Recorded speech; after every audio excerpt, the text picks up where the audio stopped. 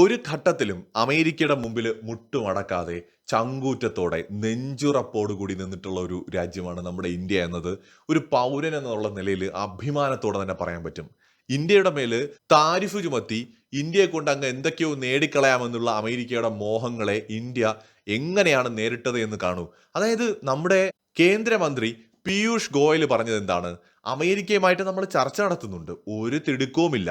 ഏതെങ്കിലും ഒരു സമയപരിധി വെച്ചോ ഭീഷണിക്ക് വഴങ്ങിയോ ഒരു കരാറിലും ഇന്ത്യ ഒപ്പിടാൻ പോകുന്നില്ല. ഔദ്യോഗിക സന്ദർശനത്തിനിടെ വെള്ളിയാഴ്ച ബെർലിൻ ഗ്ലോബൽ ഡയലോഗിൽ സംസാരിക്കുക അദ്ദേഹം പറഞ്ഞ ഈ കാര്യം ഭയങ്കരമായിട്ട് ചർച്ചയാവുന്നുണ്ട്. ഇന്ത്യ ഒരിക്കലും തിടുക്കത്തിലോ താൽക്കാലിക സമ്മർദ്ദങ്ങൾക്ക് വഴങ്ങിയോ തീരുമാനമെടുക്കാൻ പോകുന്നില്ല. ഞങ്ങൾക്ക് മേൽ തീരുവ ചുമത്തിയാൽ ഞങ്ങൾ അത് അംഗീകരിക്കും. അതിനെ എങ്ങനെ മറികടക്കാമെന്ന് ഞങ്ങൾ നോക്കുകയാണ്. ഞങ്ങൾ പുതിയ വിപണികൾ തിരയുകയാണ്. ഇന്ത്യൻ സമ്പദ് വ്യവസ്ഥയ്ക്കുള്ളിൽ ശക്തമായ ഡിമാൻഡ് വർദ്ധിപ്പിക്കാനും ശ്രമിക്കുകയാണ്. അതായത് തോക്കിന് മുന്നിൽ നിർത്തിക്കൊണ്ട് ഇന്ത്യയെ കൊണ്ട് ഏതെങ്കിലും ഒരു എഗ്രിമെന്റ് ഒപ്പുവെപ്പിക്കാമെന്ന് ആരെങ്കിലും കരുതുകയാണെങ്കിൽ നടക്കാൻ പോകുന്നില്ല എന്നാണ് പീയൂഷ് ഗോയൽ പറഞ്ഞത്. അതായത് ഇപ്പോൾ കഴിഞ്ഞ ദിവസം ഒരു റിപ്പോർട്ട് വന്നിട്ടുണ്ടായിരുന്നു. 2030 ഉഭയകക്ഷി വ്യാപാരം $500 ബില്യൺ ഉയർത്തുക എന്ന ലക്ഷ്യത്തോടെ ഇന്ത്യ അമേരിക്കയും ചേർന്ന ഒരു വ്യാപാര കരാറിൽ ഉടനെ തന്നെ ഒപ്പുവെക്കും എന്നുള്ള ഒരു വാർത്തയൊക്കെ വരുന്നുണ്ട്. പക്ഷെ പീയൂഷ് ഗോയൽ പറഞ്ഞൊരു കാര്യമുണ്ട്. ഇന്ത്യയെ ഭീഷണിപ്പെടുത്തിക്കൊണ്ട് ആർക്കെങ്കിലും എന്തെങ്കിലും ഒരു കരാർ ഉണ്ടാക്കാമെന്ന് ആരും സ്വപ്നം കാണണ്ട എന്നാണ് അദ്ദേഹം പറഞ്ഞത്. എന്ന് വെച്ചാൽ ഇന്ത്യയുടെ താല്പര്യങ്ങൾ, ആവശ്യങ്ങൾ പരിഗണിച്ചുകൊണ്ട് മാത്രമേ യുണൈറ്റഡ് സ്റ്റേറ്റ്സ് ഓഫ് അമേരിക്കയുമായിട്ട് നമ്മുടെ ഇന്ത്യ ഒരു കരാറിൽ ഒപ്പുവയ്ക്കുകയുള്ളൂ. ഇതിനിടയിൽ വേറൊരു വാർത്ത കൂടി വന്നിട്ടുണ്ട്. അമേരിക്കയിലെ വിലക്കയറ്റമാണ് ആ ഒരു വാർത്ത. അതായത് ചിന്തിക്കാൻ പോലും പറ്റാത്ത അർത്ഥത്തിൽ അമേരിക്കയിൽ വിലക്കയറ്റം ഉണ്ടാവുകയാണ്. മീന്, മുട്ട, ഇറച്ചി ഇതിനൊക്കെ അമേരിക്കയിൽ പൊന്നും വിലയായിട്ട് മാറിക്കൊണ്ടിരിക്കുകയാണ്. ബീഫിന് 15% അമേരിക്കയിൽ വില വർധന ഉണ്ടായിരിക്കുന്നത്. അവശ്യ സാധനങ്ങളുടെ എല്ലാം വില കുത്തനെ ഉയർന്നുകൊണ്ടിരിക്കുകയാണ്. വാഴപ്പഴത്തിനൊക്കെ 7 മുതൽ 10% വരെയൊക്കെയാണ് അവിടെ ഇപ്പോൾ വിലക്കയറ്റം ഉണ്ടായിരിക്കുന്നത്.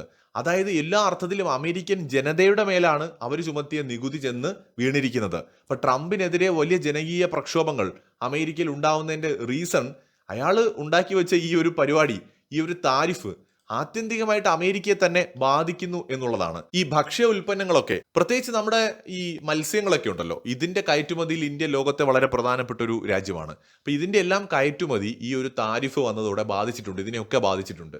അപ്പൊ എന്ത് പറ്റിയെന്ന് വെച്ചാൽ വിലക്കയറ്റം വരും. അമേരിക്കയിലും ലഭ്യമായിക്കൊണ്ടിരുന്ന സാധനങ്ങളുടെ ഷോർട്ടേജ് വരും. ഉദാഹരണത്തിന് ഏതൊരു സാധനത്തിനാണോ അത് മാർക്കറ്റിൽ അതിന്റെ അവൈലബിലിറ്റി കുറയുന്നത്, ആ സമയത്താണ് അതിന്റെ ഡിമാൻഡ് കൂടുന്നത്.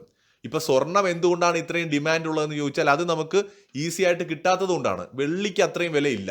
വെള്ളി, ഈ സ്വർണത്തിനുള്ള വില വെള്ളിക്കില്ല. വെള്ളി കുറച്ചും കൂടെ അവൈലബിൾ ആയതുകൊണ്ടാണ് അത്രയും വിലയില്ലാത്തത്. സ്വർണത്തിന് ഡിമാൻഡ് ഉണ്ടാവുന്നതിന്റെ കാരണം സ്വർണം വളരെ റെയർ ആയതുകൊണ്ട് കൂടിയാണ്. അതിന്റെ ലഭ്യത കുറവായതുകൊണ്ട് മാർക്കറ്റിൽ ഡിമാൻഡ് കൂടും. അതുപോലെ നേരത്തെ മത്സ്യ ഉൽപ്പന്നങ്ങൾ, ബീഫ് അടക്കമുള്ള സകല സാധനങ്ങൾ, ഭക്ഷ്യവസ്തുക്കളൊക്കെ അമേരിക്കയിൽ പല പല രാജ്യങ്ങളിൽ നിന്ന് വന്നുകൊണ്ടിരുന്നു. ഈ താരിഫ് ട്രംപ് ചുമത്തിയതോട് കൂടിയിട്ട് പൊതുവേ എല്ലാ രാജ്യങ്ങളിൽ നിന്നും വരുന്ന ഉൽപ്പന്നങ്ങളുടെ വില കൂടിയിട്ടുണ്ട്. കാരണം ട്രംപ് ഒരു ബേസിക് താരിഫ് എല്ലാ രാജ്യങ്ങളുടെ മേലും ഓൾറെഡി ചുമത്തിയിട്ടുണ്ട്. 10%, 15% എന്നൊക്കെ പറഞ്ഞിട്ട്. അപ്പൊ നേരത്തെ പല രാജ്യങ്ങളിൽ നിന്നും 100 രൂപയ്ക്ക് കിട്ടിക്കൊണ്ടിരുന്ന സാധനത്തിന് ഇപ്പോൾ ഓൾറെഡി അമേരിക്കക്കാർ 110, 115, 120 ഒക്കെ കൊടുക്കണം. ഇന്ത്യയിൽ നിന്ന് വരുന്ന സാധനമാണെങ്കിൽ 150 രൂപയും കൊടുക്കണം. അപ്പൊ എന്ത് പറ്റിയെന്ന് വെച്ചാൽ ഇന്ത്യയിൽ നിന്നുള്ള ഇറക്കുമതി കുറഞ്ഞപ്പോൾ മറ്റ് രാജ്യങ്ങളിൽ നിന്ന് വരുന്ന സാധനങ്ങളുടെ വാല്യൂ കൂടി. കാരണം അതിന്റെ ഡിമാൻഡ് കൂടി, ആവശ്യക്കാർ കൂടി. സാധനം അത്രത്തോളം മാർക്കറ്റിൽ അവൈലബിലിറ്റി ഇല്ല, ഇന്ത്യയിൽ നിന്ന് വരുന്നില്ലല്ലോ. അപ്പൊ അങ്ങനെ വന്നപ്പോൾ അമേരിക്കക്കാർക്ക് സാധനം കൂടുതൽ വില കൊടുത്ത് വാങ്ങേണ്ടി വന്നു. താരിഫിന് പുറമെ അധിക വില വീണ്ടും വന്നു. അപ്പൊ ഇങ്ങനെ ജനങ്ങൾ വളരെയധികം അവിടെ ബുദ്ധിമുട്ടി തുടങ്ങിയിട്ടുണ്ട്. ഇത് അമേരിക്കയിലെ എല്ലായിടത്തുമല്ല കേട്ടോ. അമേരിക്കയിലെ ചില സ്റ്റേറ്റുകളിൽ വലിയ കുഴപ്പമുണ്ടായിട്ടില്ല. എന്നാൽ ചില സ്റ്റേറ്റുകളിൽ ഭയങ്കരമായിട്ട് ഈ ഒരു വിലക്കയറ്റം ബാധിച്ചിട്ടുണ്ട്. ഇതൊരു തുടക്കം മാത്രമാണ്. ട്രംപ് ഈ താരിഫ് ചുമത്തിയിട്ട് ഏതാനും മാസങ്ങളല്ലേ ആയിട്ടുള്ളൂ. അപ്പൊ ഇതൊരു 6-7 മാസം കഴിഞ്ഞ് അല്ലെങ്കിൽ ഒരു വർഷമൊക്കെ ആവുന്നതോട് കൂടിയിട്ട് ഇതിന്റെ ഒരു ഇമ്പാക്ട് അമേരിക്കൻ എക്കണോമിയിലും മാർക്കറ്റിലും വളരെ വലുതായിരിക്കും. അപ്പൊ അതുകൊണ്ട് തന്നെയാണ് ട്രംപ് ധൃതി പിടിച്ചിട്ട് എങ്ങനെയെങ്കിലും ഒക്കെ ഇന്ത്യയുമായിട്ടൊക്കെ കരാർ ഉണ്ടാക്കാൻ ശ്രമിക്കുന്നത്. പക്ഷെ അപ്പോഴും ട്രംപിന്റെ പിടിവാശിക്ക് ഇന്ത്യ വഴങ്ങില്ല എന്ന് പറഞ്ഞു കഴിഞ്ഞു. ഇന്ത്യയുടെ നിലപാടുകൾ, ഇന്ത്യയുടെ ഡിമാൻഡുകൾ കൂടി അംഗീകരിക്കുന്ന ഒരു കരാറാണ് ഇന്ത്യ ഇവിടെ അമേരിക്കയുടെ മുന്നിലേക്ക് വെച്ചിട്ടുള്ളത്. അത് അമേരിക്ക അതിന് തയ്യാറായി കഴിഞ്ഞാൽ ഇന്ത്യ അമേരിക്ക വ്യാപാര കരാർ യാഥാർത്ഥ്യമാകും. ഇല്ലെങ്കിൽ അത് ഒരിക്കലും യാഥാർത്ഥ്യമാകാൻ പോകുന്നുമില്ല. മറ്റൊരു വീഡിയോയുമായി വീണ്ടും വരാം.